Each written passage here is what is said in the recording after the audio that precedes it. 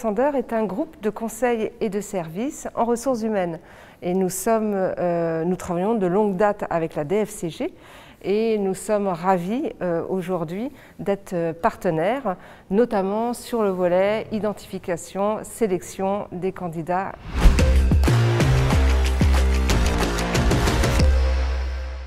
Cette méthodologie, nous l'avons arrêtée avec le jury DFCG, composé de DAF du CAC 40, du SBF 120, ainsi que des jeunes directeurs financiers des éditions précédentes. Elle, pour nous, il comprend 4 enjeux majeurs cette année.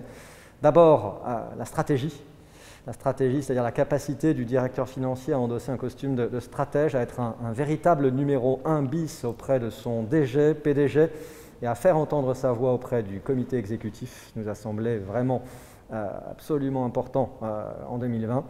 Deuxième facteur d'importance pour nous, c'est les actions 2020, les actions spécifiques à cette crise sanitaire et économique, donc les actions managériales et les actions et entrées à l'innovation et à la créativité des directeurs financiers sur le management des équipes.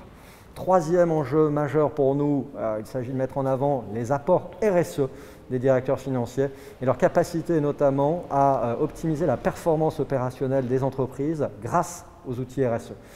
Au-delà de cela même, nous avons cherché à mettre en exergue leur capacité à aller chercher des financements nouveaux grâce au reporting RSE. Voilà. Et dernier facteur, il s'agit de prendre un peu de recul par rapport à cette année 2020 anxiogène. Nous avons cherché à mettre en avant un fait marquant de leur carrière dans leur ensemble, qu'ils soient DAF du CAC 40 ou jeunes directeurs financiers. Voilà, ils ont tous un grand fait d'armes à mettre en avant et c'est ce que nous avons retenu également de nos échanges avec eux.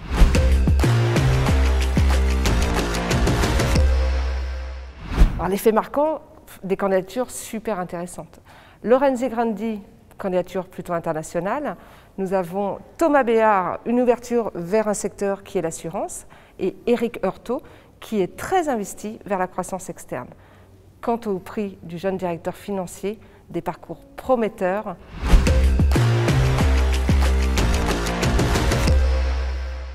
La première d'entre elles est clairement l'adaptabilité. L'adaptabilité pour gérer un confinement en mode urgence absolue au mois de mars. L'adaptabilité pour gérer des clôtures annuelles à fin mars et à fin avril pour notamment les groupes japonais et les groupes allemands. L'adaptabilité pour gérer également, je dirais, des montagnes russes émotionnelles dans leurs équipes. Donc ça, véritablement, c'est la soft skill numéro 1 de l'année 2020. Juste derrière, je vais vous parler d'innovation et de créativité, de manière justement à gérer des équipes à distance, chose qui n'était vraiment pas dans les gènes des directeurs financiers. Et je rajouterai leur capacité à accélérer la digitalisation de leurs outils, qui étaient déjà effectivement amorcés dans certaines sociétés, mais qui a été vraiment accéléré avec beaucoup de talent en 2020 par bien des directeurs financiers. Et pour finir, même si le mot est très connu, je parlerai de bienveillance et je rajouterai même d'empathie pour éclairer, pour informer, pour tout simplement manager à distance des équipes qui elles aussi avaient leurs propres états d'âme. Voilà pour moi les grandes soft skills de l'année 2020.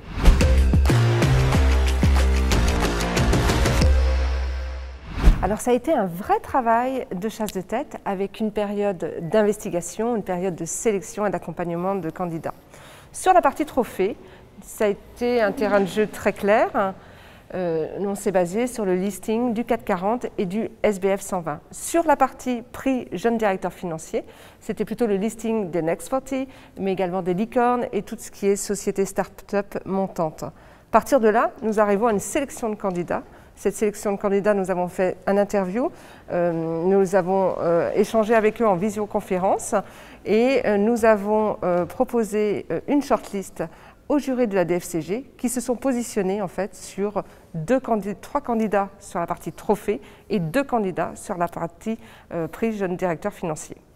Exactement Marie, c'est ensuite le moment le plus anxiogène peut-être du trophée et du prix du jeune directeur financier pour chacun des candidats retenus puisqu'il s'agissait pour eux d'assurer un grand oral auprès du jury DFCG composé de membres éminents du CAC 40 et du SBF 120 ainsi que des lauréats des éditions précédentes. Nous leur demandions en fait de se présenter en un quart d'heure en mettant en avant la grille de sélection annoncée en préambule, donc leur capacité stratégique, leur rapport RSE, leurs grandes actions managériales 2020 et un fait d'armes majeur de leur carrière dans leur ensemble. Voilà, un quart d'heure de temps de parole, suivi d'un quart d'heure de questions-réponses avec le jury de FCG. Donc il était hors de question pour nous de laisser ces 5 candidats, on va dire, dans la nature. Nous les avons donc accompagnés, coachés sur le fond et sur la forme, ce qui est vraiment une démarche qui est dans l'ADN du groupe Grant Alexander. Voilà, ce coaching en préambule de chaque entretien, pour nous, est un facteur décisif de succès et correspond à la qualité que nous désirons délivrer pour chacun de nos mandats.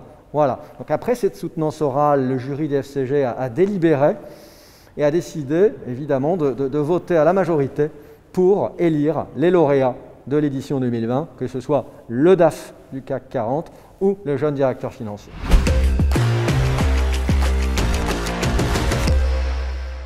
Je remercie d'ailleurs tous les candidats, enfin nous remercions tous les candidats pour leur implication et leur motivation dans un contexte très particulier.